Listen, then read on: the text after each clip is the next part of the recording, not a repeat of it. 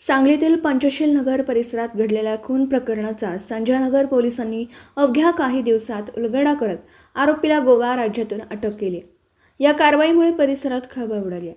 पोलिसांकडून मिळालेल्या माहितीनुसार 27 फेब्रुवारी रोजी सायंकाळी 4:10 मारुती मंदिराच्या पाठीमागे पंचशील नगर सांगली येथे राजस्थानी कामगार गोपाल सिंह बेगाराम भदाल वय वर्ष 35 याचा खून करण्यात आला होता.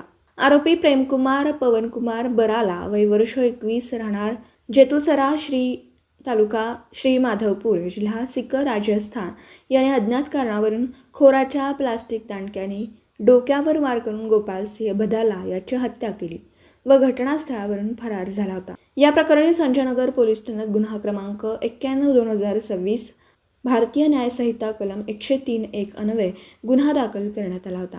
घटनेचं गांभीर्य लक्षात घेऊन पोलीस अधीक्षक संदीप घुगे, अपर पोलीस अधीक्षक कल्पना बारवकर आणि उपविभागीय पोलीस अधिकारी संदीप भागवत यांनी तातडीने आरोपीचा शोध घेण्याच्या सूचना दिल्या होत्या. त्यानुसार पोलीस निरीक्षक सतीश कदम व पोलीस उपनिरीक्षक ज्योतिबा भोसले यांच्या मार्गदर्शनाखाली संजय नगर पोलीस ठाण्याच्या गुन्हे प्रकटीकरण शाखेने तपास सुरू केला.